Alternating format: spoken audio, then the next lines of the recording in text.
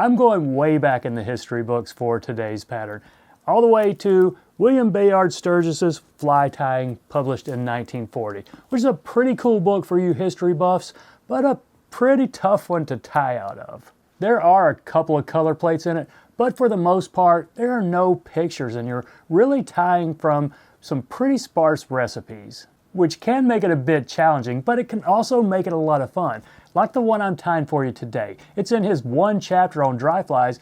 It's called the mole. Now, there is a more modern pattern out there called the mole. Charlie Craven ties one. It's more of an emerger, I guess, on a curve shank hook with an upright CDC wing. And this one is not that fly. This one will remind you more of a Wickham's Fancy, which is another pretty cool old school fly. So today's pattern, I have no idea if what I'm about to tie looks like the original, but I think it was probably pretty close. But either way, it's a fun one to tie.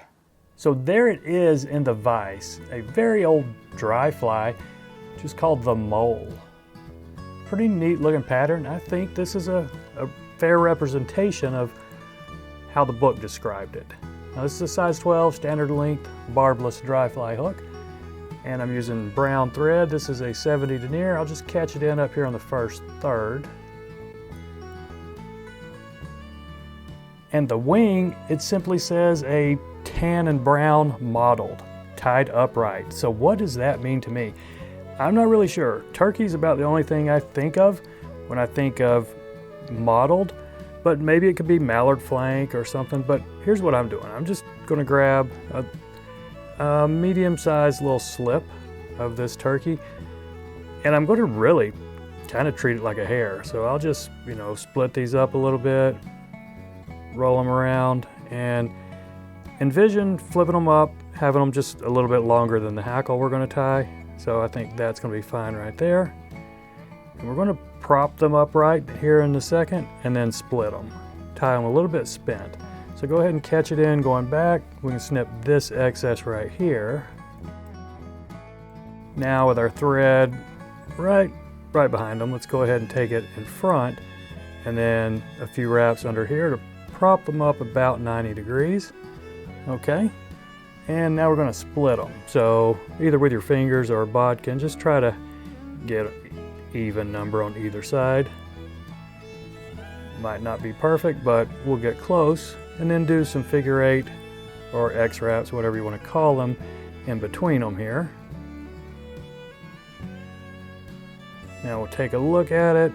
Okay, those are split pretty well. Not all the way horizontal, but we don't really want them to be. So let's go ahead and take our thread to the back for the tail.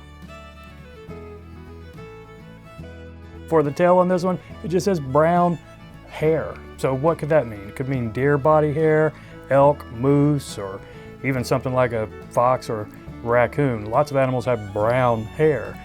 So I'm gonna go with this. This is a moose mane, which I kind of like it. They're pretty stiff. Doesn't stack very well, but they're pretty stiff fibers and they're not hollow, so they're not going to flare. So I'm going to catch about a dozen in, and I'm sure this is meant to imitate a mayfly, so I'm going to tie them in pretty long.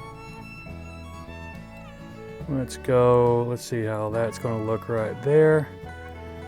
Okay, I think that is enough. Now I'm going to use these stubs right here, the front end of these hair, to kind of fill in that area right behind the wing, just so I don't have to put a huge thick bunch of dubbing.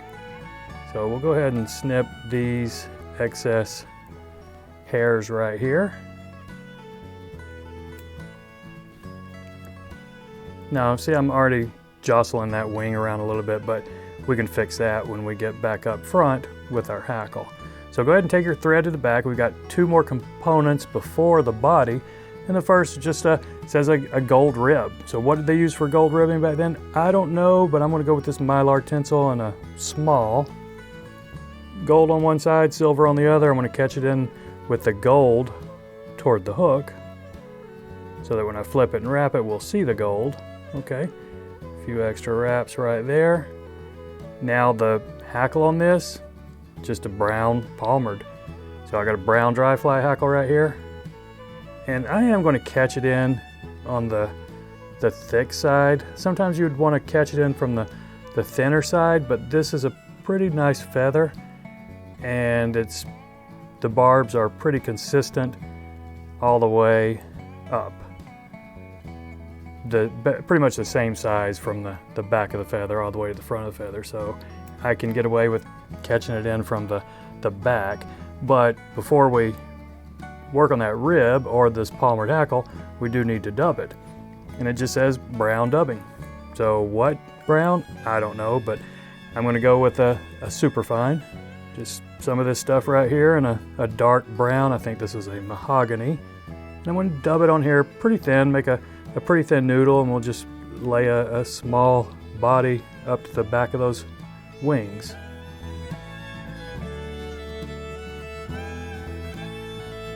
And this is maybe a 2.5 inch noodle. We'll see if it gets us all the way up there.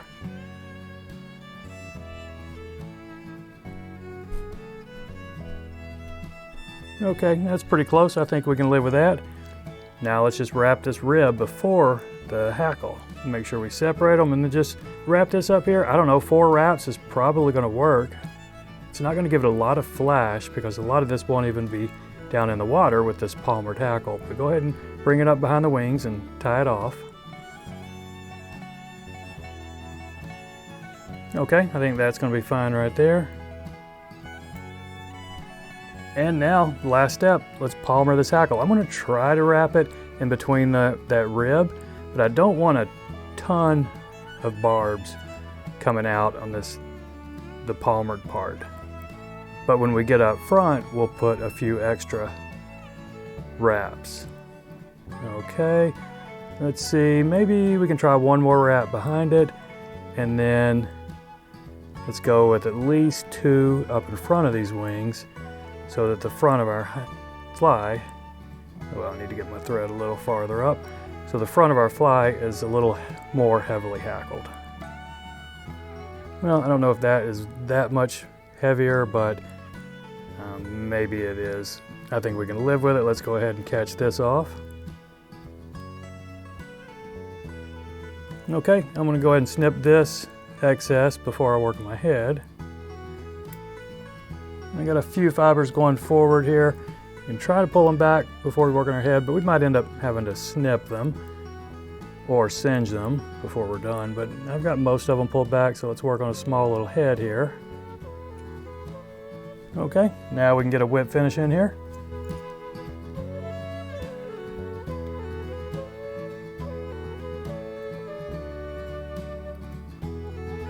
Now let's take a look. What kind of cleanup do we have on this one? I got a couple of hairs I trapped in that whip finish, so we'll just snip these off, make it a little bit prettier.